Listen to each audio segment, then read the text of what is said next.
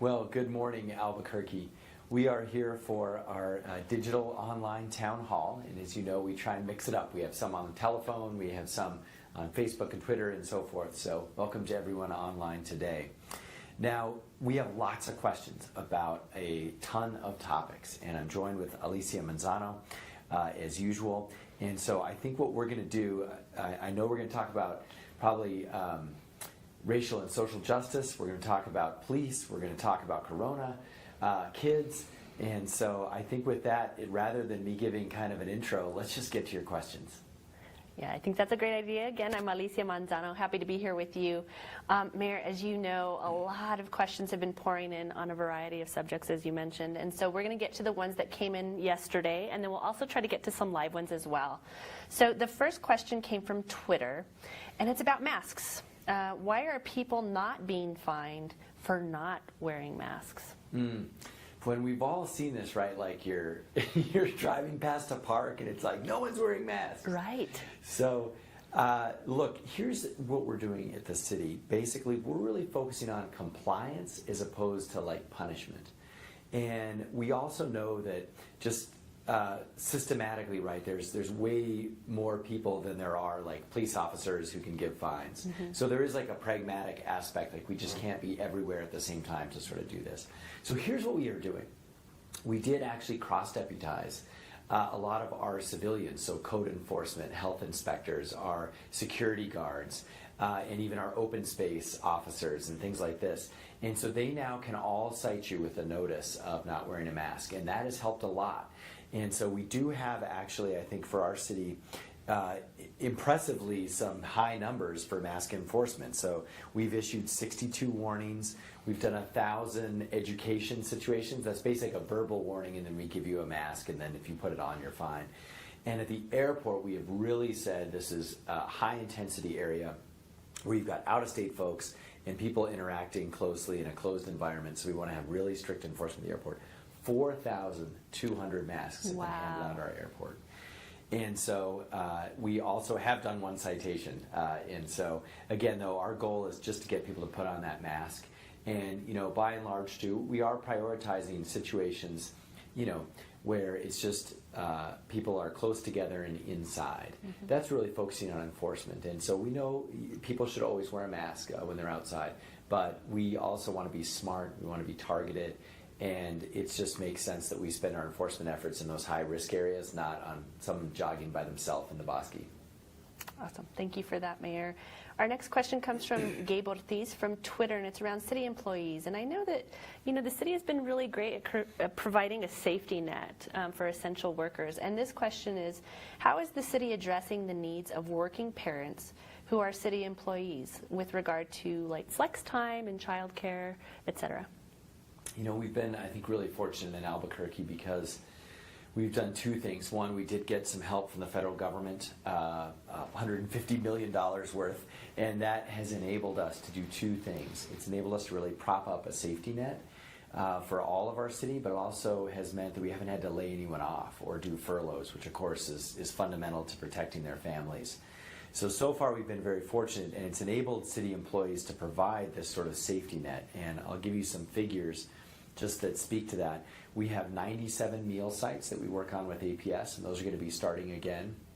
We've handed out 250,000 senior meals. Wow. And, you know, they joke it's like faster than Wendy's.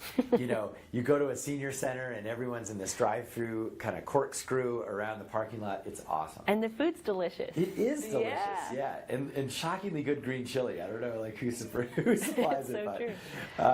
And then, you know, we've also done 5,000 welfare checks. So that's where we actually go to a senior's home and check on them. And then 150,000 hours of childcare. So remember that during Corona, we've basically turned our community centers, which are closed to the public, we've turned them into childcare facilities for workers who need it. And that's been heavily used. So we have, I think it's about 2,000 kids in that program now. This summer, we've been able to help about 10,000 kids through our summer programs. And, you know, that's obviously helpful for the children, because they get continued enrichment and they're in a safe environment, and even nutritionally they usually get a meal. But it's also helpful, you know, especially if you are a single parent who has to work, right? There's no other choice. And so that's a key part of our safety net. Now, the community's also given us $100,000 to help pay for all this. Wow. And that's awesome. These are often small donations. Just thank you, Albuquerque, for stepping up. And actually, a lot of people who are from Albuquerque but live out of state, they still donate to the city of Albuquerque, which is awesome. And so thank you for that. And then lastly, 25,000 volunteer hours. So if you go to our volunteer, just type in CABQ volunteers. There's all sorts of volunteer programs that are, corona safe, like in the public health. Under the public health order, there's a bunch of ways you can help out, whether it's making food boxes and things like that.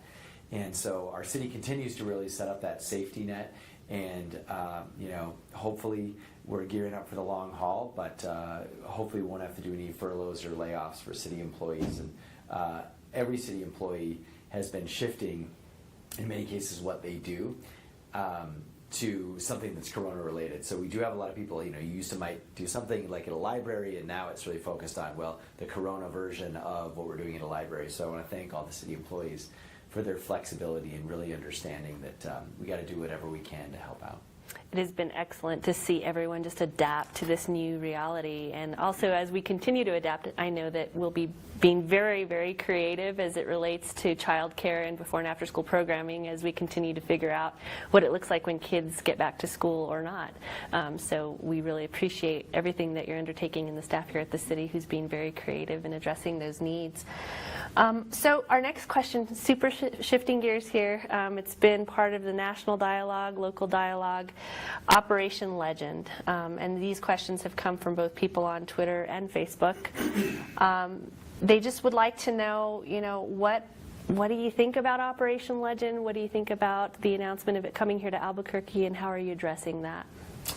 Sure, and I know there's been a lot of commentary on this. And actually, I want to mention one thing about kids before we go back to Legend.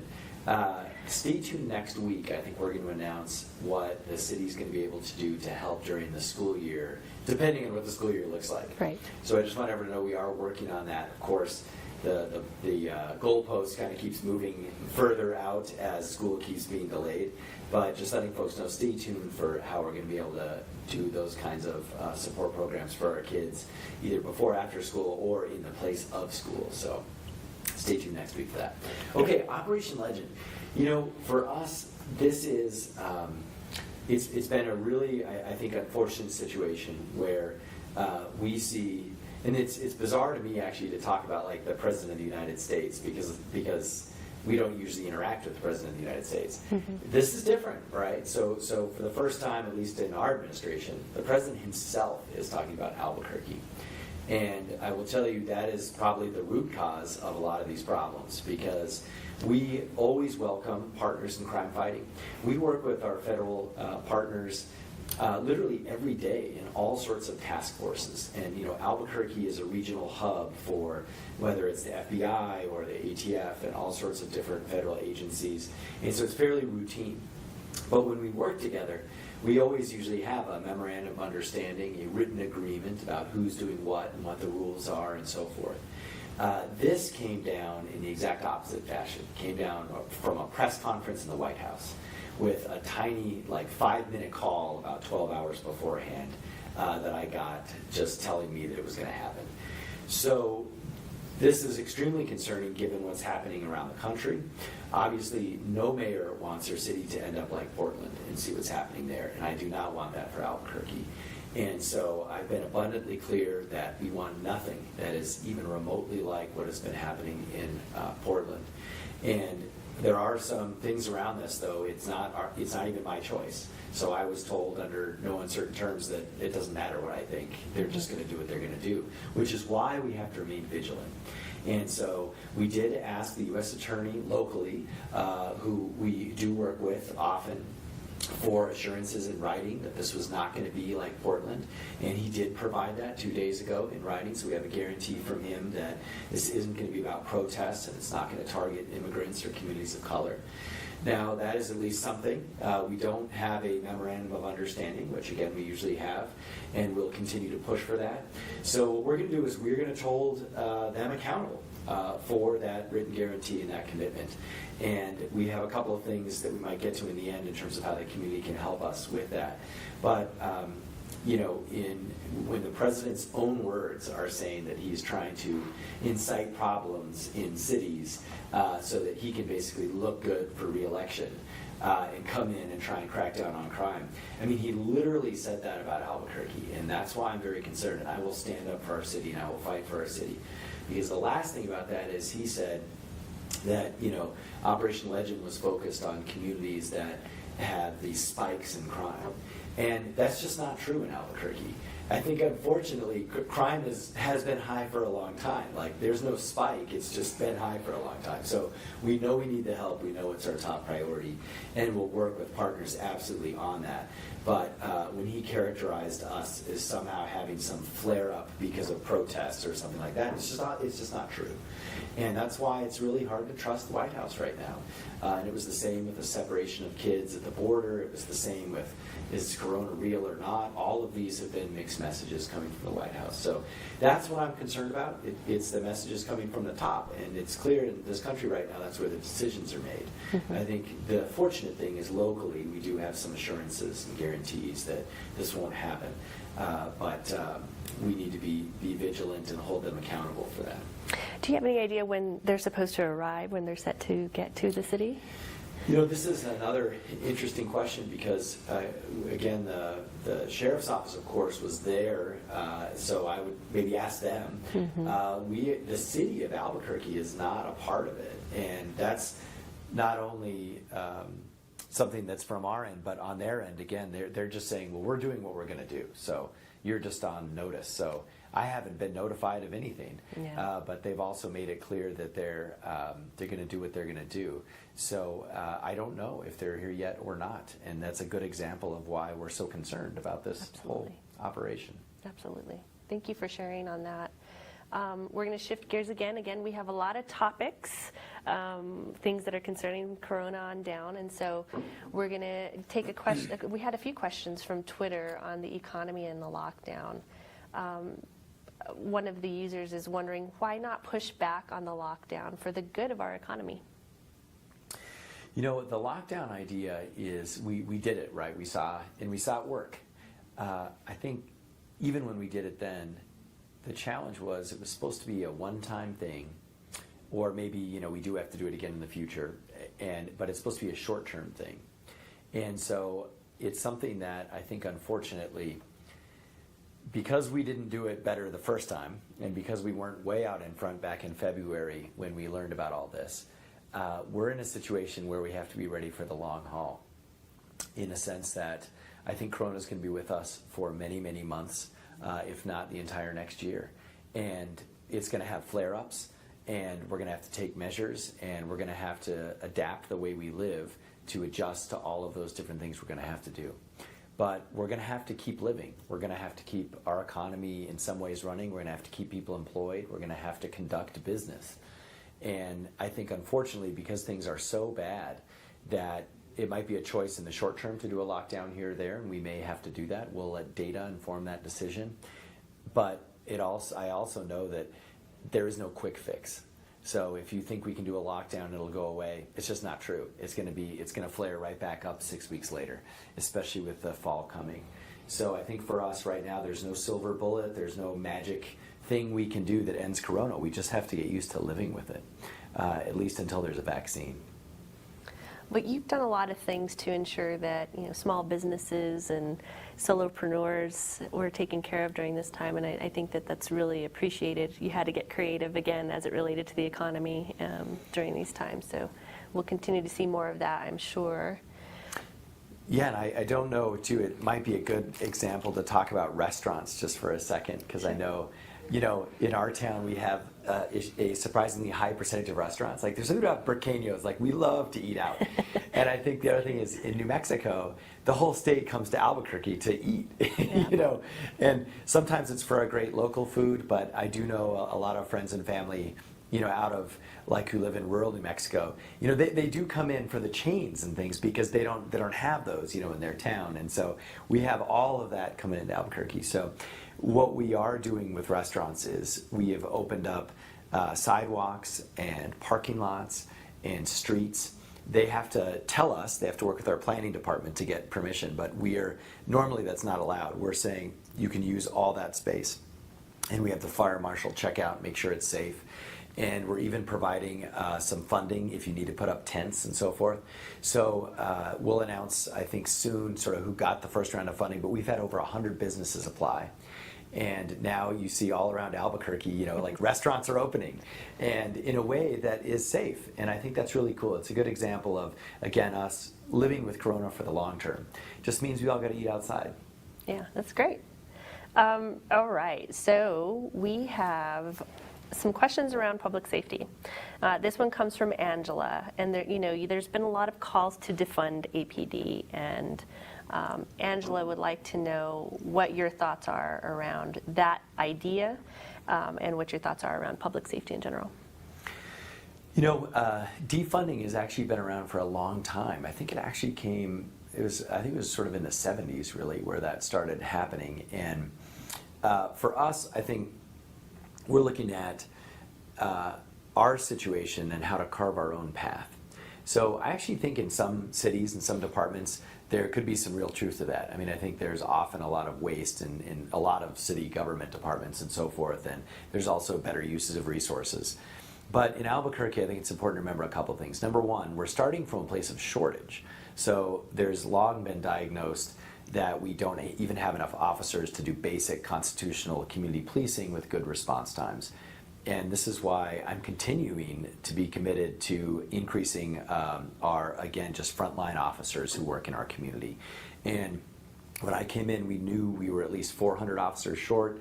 We've gotten 200, which is actually awesome, and that's net 200.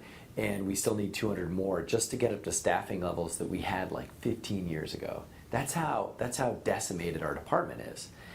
And so also we have really high crime. And we have to remember, so as we carve our own path, like we have a shortage and we have high crime. So the question is, how can we actually do policing better and more effectively, and also respect this concept that, maybe it shouldn't always be somebody with a badge and a gun that shows up at your door. Right. And this concept that a lot of our communities feel over-policed, and actually that there might be long-term trauma for communities of color because of that, and how in certain neighborhoods, seeing officers on patrol is not necessarily, doesn't actually make you feel safer. It can actually increase a lot of stress and anxiety. So, to honor both of those, we have come up with something that is very unique for the country.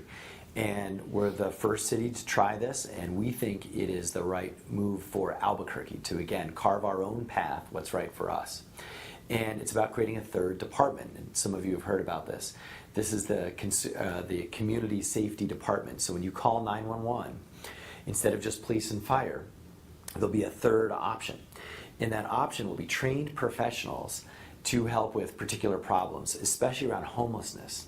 And we think about our down and out situation where we have folks passed out at bus stops or on the street, maybe because of addiction, maybe because of dehydration, or maybe because of alcohol. We want to send a social worker and like a paramedic, not a bunch of police cars. We even think of very low-level sort of child neglect situations. Again, any non-violent situation where we want to send a social worker and somebody perhaps with CYFD instead of officers. And because we know this also has to do with de-escalation. So in the mental health situations, again, if it's nonviolent, we really want to send a trained social worker or psychologist who can help that individual or their family with mental health. Now, I will say that just like we do right now, when we get a call into 911, people will say, if there's a weapon, if somebody is, on meth and this kind of stuff and it can become violent, we always send APD and we'll continue to do that. But right now we still have to choose like fire or police, and lots of times we just send fire because it's non-violent. So that choice, a lot of people say, well, wow, what about these violent situations? That still will always be the same. But we think at least like 15,000 calls we can pull out of our 911 system and take them off APD's plate and give them to experts who can actually give that sort of long-term support. And the last thing I want to mention to this is this idea works on the other side of this problem too, meaning that our officers being overtaxed. and our response times being longer because our officers have to take so many calls. So if you think about this from an officer's perspective, we have asked them to do, like, fix every problem in our community. You name it, mental health, homelessness, and child parenting issues. And I think what we're saying is, let's get our officers, let's free up their plate to focus on violent crime.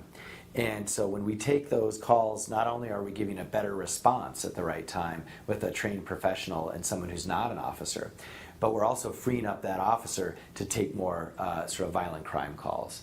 So for us, we think this is going to be improvement on both of those issues. This is going to help us fight violent crime and do constitutional community policing, and it's also going to get people the help they need instead of just an officer showing up at their door in the long run. It's such a great idea, and I know that it's something that has been, there's been trials of it since you started in the administration. You've been trying to work up ways to see about sending different folks to different situations, and so it's really amazing to see it culminate in this new department. So we're going to shift gears again. Nicole on Facebook has a question around family activities, which I do as well. I have a 3-year-old, and it's really tough to keep her busy right now. She's getting really tired of just playing with mom and dad and the dogs. So Nicole's wondering if the city is offering any activities for kids and families who aren't participating in community center programs.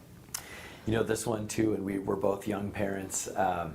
It's interesting how it's different for each age too. So I have now Jack's birthday is Sunday actually, so he'll be 5. But thinking about like the different ages, and I'm glad for us they're even that young. Like if they're older, they even I think get more stir crazy. But we'll see. So there is, I think, for all parents, right? This is actually a real issue, and it's not only we kind of make light of it because it's about our kids just being bored or fussy at home. But there are important psychological health aspects. They're not getting the same interaction they would often with other kids. They obviously, it's painful for me to think about our kids' education standpoint right now and how behind they are. But so here's what the city's trying to do. Number one, I think there are some easy things that you can take advantage of, and obvious but worth reminding. All of our open space. So we've got the volcanoes out on the west side. We have the bosque in the middle of the city. We have the foothills at the other end. And so there is abundant open space where you can just get your kids outside to run around in a socially distanced, safe, healthy way. And you can kind of rotate. I've been taking them to all 3, and it's sort of an adventure and that kind of thing. So open space is a great thing to do. Also, our city is fortunate to have a lot more parks per capita. We're actually in the top 20 in the country for parks. So I now kind of do destination parks based on playgrounds, because playgrounds are open. And so I'll kind of scope out some extra special playgrounds. There's, for example, an amazing one at Wantabo Hills. It's a brand new park, but I just drive around the city looking for parks. And so it's a great way to do that. It's obviously if your kids are young enough where they enjoy a playground. Sure. So those are some things you can do. Our libraries are open, by the way. So depending on your kid's age, first off, there's a lot of online programming for the libraries and the museum. So I would check out that online. But also you can go to libraries and check out books. And again, it can kind of be an activity. You can't really stay and do the summer reading. So, right. It's a little different. But again, it's still a way to keep kids enthused about reading and so forth. Now, we are also trying to do a couple of things that literally are sort of family gathering. There's movies, Thursday, Friday, Saturday, Sunday, at the Balloon Fiesta Park. Drive-in movies. It's a throwback to the 50s. People love it. It is a lot of fun. And, you're kind of supposed to stay in your car or on your car hood or that kind of thing to maintain social distancing. But that concept has been a lot of fun for families. And I know parents with older kids, our kids are in bed by the time it's dark, most of the time. But if they're older kids, especially middle school kids and things, it's been quite popular for that. We're also trying to get some additional programming out at the rail yards. We'll see what we can cook up there. But, and even shopping to the extent, it's not recommended to take your family shopping. I always used to do that. It was kind of a fun thing for us. But the farmers markets are open for food shopping. And again, it's not quite as fun. There's not music and, popsicles everywhere. But there's still some activities that you can do, wear a mask, stay distanced, and also can just get your family out of the house. Cool, thank you for that. So we have a question from David. It came on Facebook, and it's around gun enforcement. David has heard from different folks that the city let the reopened protesters carry guns on the plaza, but not Black Lives Matter protesters. Is that true? Thank you, David, for asking that. There's so many myths on social media, and this is just a good one for all of us. I mean, you just got to check a couple of sources, and so this one is truly a myth. Now, a couple of things. First, basically, after what happened with the Oñate statue, we always try and learn. I mean, we try and adapt and learn and do better. And so we had banned guns in our community centers. We are fighting that in court. So the NRA is fighting that in court right now and saying that the city's not allowed to do that. But currently we are, till the courts decide.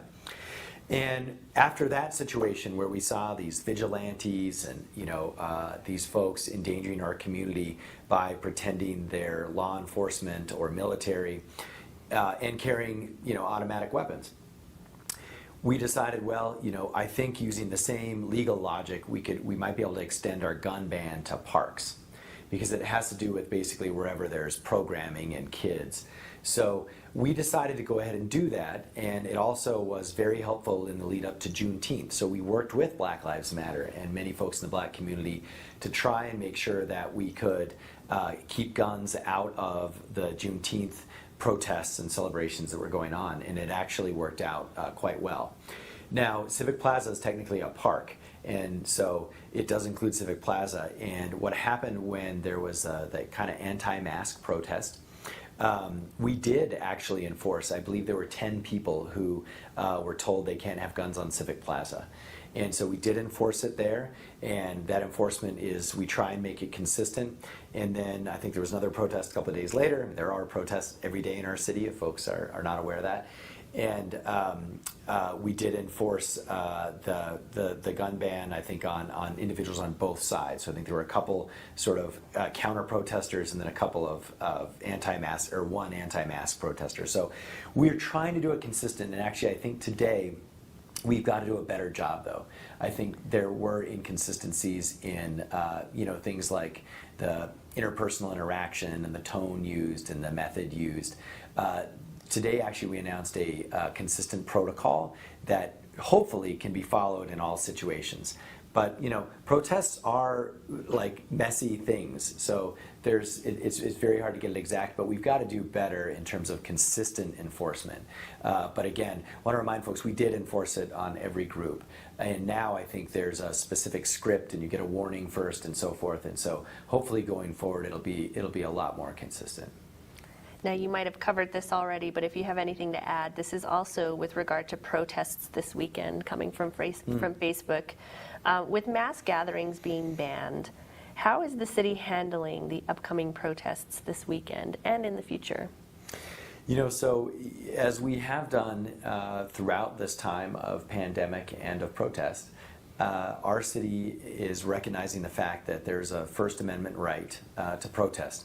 And those rights actually supersede things like a ban on mass gatherings, which is, again, that's not to get into like legalese, but the federal law always trumps like state law, and that's basically the logic there. And so any mass gathering puts people at risk and increases your chances of getting corona. So there is a health issue there. Now, there has been no study or anything that has connected protest increase in COVID, so that was also kind of a myth.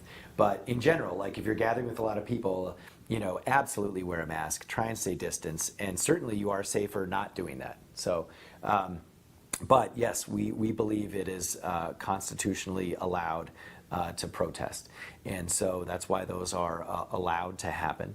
And we are trying to coordinate a little bit better with those who do want to protest. And so today, actually, also we're announcing that it's a choice, but we want everyone to take advantage of it. If you're interested in protesting, or you want to know like the sort of rules, like can I carry my gun or can't I? Or there are rules around traffic, and if you want to block a street, well, now you can just call the city. So you can call 311, or you can call our Office of Equity, Inclusion, and Civil Rights at 768-2595. And basically, they'll just walk you through, and sometimes events too. It might even be our events team from Cultural Services. And so anyway, they'll walk you through like, okay, here's things to be careful of because they can be dangerous. Here's things that aren't allowed. And then also, if you will share what you want to do, we might be able to block off a street so that people aren't in danger and so forth. So it's just a way of trying to coordinate people's right to protest, but also keep everyone safe. And that's always what we're concerned about. And, we know the way our department has always handled protests in the last few years is that they'll try and be nearby, and if there's any violence, they will intervene and disperse folks, because that's the only way to ensure that there isn't more violence that happens. But we don't want to escalate things, and so that's why you don't see our department trying to have these zones of free speech, or lining up while protesters just protest all day. That has shown all across the country to escalate things, and it actually increases the risk of violence. So our folks are engaged when there is violence, and it is to stop the violence. And that's been the method that they've used for about the last 3 years. And it's never easy or simple, and there is no best answer. There are just answers that work a little bit better than others when it comes to protests, and that's what we just try and improve on each time. Thank you. So I just thought it would be really fun to end with a fun question from Twitter. So the question is, what is your favorite dinosaur? Wow, that's a good one. Man, and I'm learning my dinosaur names with my kids. I'm sure Jack is trying to educate you on dinosaurs. Yeah, I think it's the Stegosaurus. It's the one with like the 2 horns and the like face shield thing. Did I get it right? Is that what that? I think it's the Stegosaurus. Yeah. Stegosaurus is just pretty cool. Kind of looks like a rhino, right? Kind of like a rhino and an armadillo. Yeah. And then giant. Yeah. Yeah. Yeah. So I'll go with that. Good. Well, I don't know if Jack and Maya will agree with that assessment of the favorite dinosaur, but you might have to confer I'll with check them with later. them. And for Gen Xers out there, I should give some shout outs to Transformers and the Dinobots, because that's how I really learned my dinosaurs. And that was my favorite Transformer, was the Stegosaurus one. We don't have any more questions that are coming in live, Mayor, and I just want to thank you for continuing to have this space available for folks to ask you questions directly, and for your leadership during this tough time. I mean, during a pandemic, during civil unrest, during national unrest, and so we appreciate you taking the time to answer questions from the public. Well, thank you. I really appreciate it, and want everyone to stay safe and healthy this weekend. Thank you. Thank you.